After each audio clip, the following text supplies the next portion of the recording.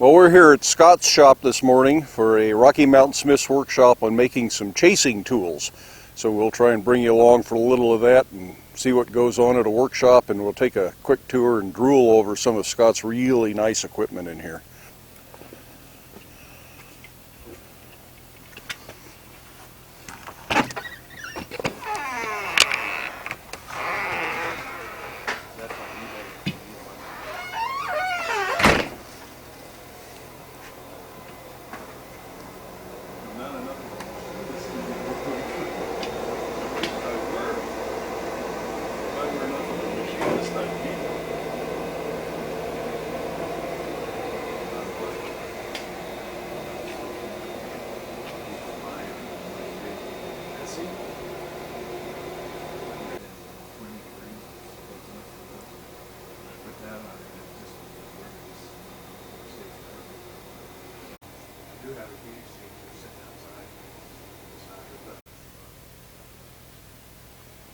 Scott has a very well maintained, or very well equipped shop, I should say. Well, both. Got some very nice grinders and buffers, a couple of different band saws, a big work table and welding table. He also has an overhead bridge crane, which is really nice for moving heavy stuff. And of course all the modern welding equipment.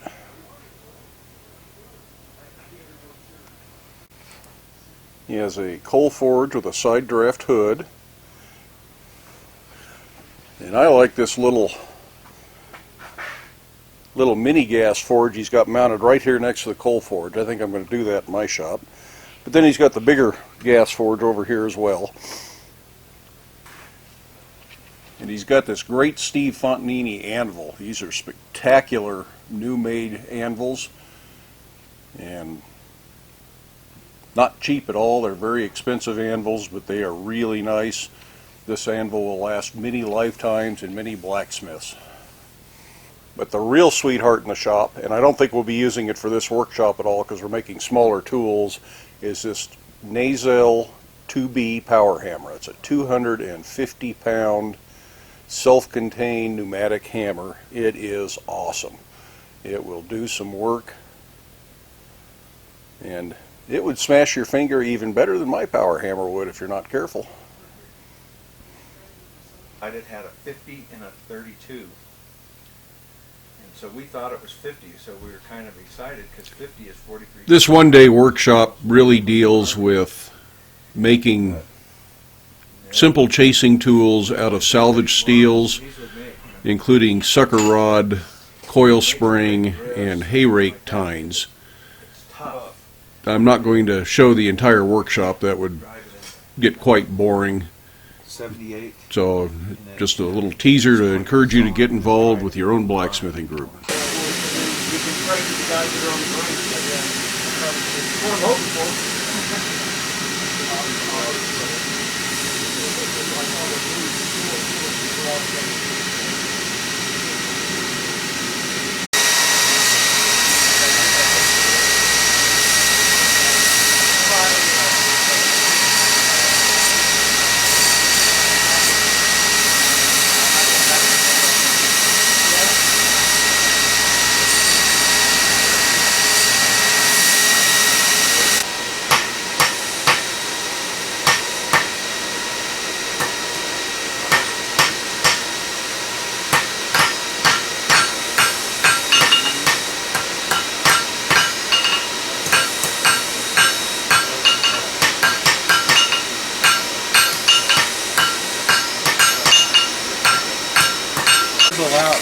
These are the tools that we're working on in the workshop, and the bowl is a sample of what Scott has done with tools of this nature. These are called Deerfoot Tools, and these are lining tools, which are essentially just chisels, and they come in all sorts of different sizes. So that's kind of what we're working on for the weekend here.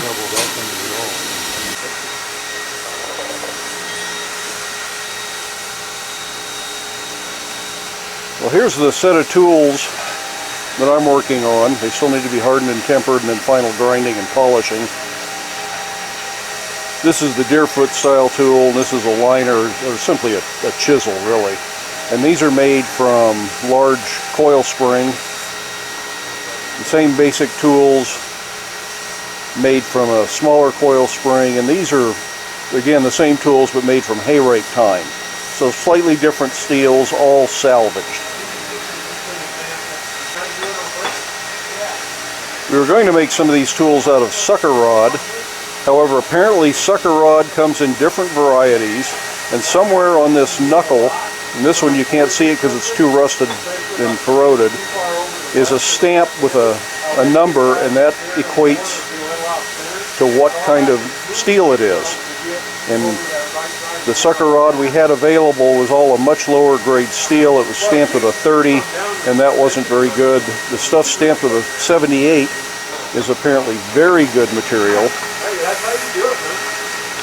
And Scott has provided us with a chart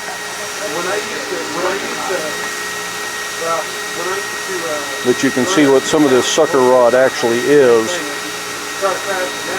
But apparently the 78 is about the only stuff that works outstandingly well, and the rest of the stuff can be a little bit different. Although several of this is listed as 41, 42, he's just never had any of these grades, so he hadn't tried that. That's just a real quick look at what you might expect at a workshop.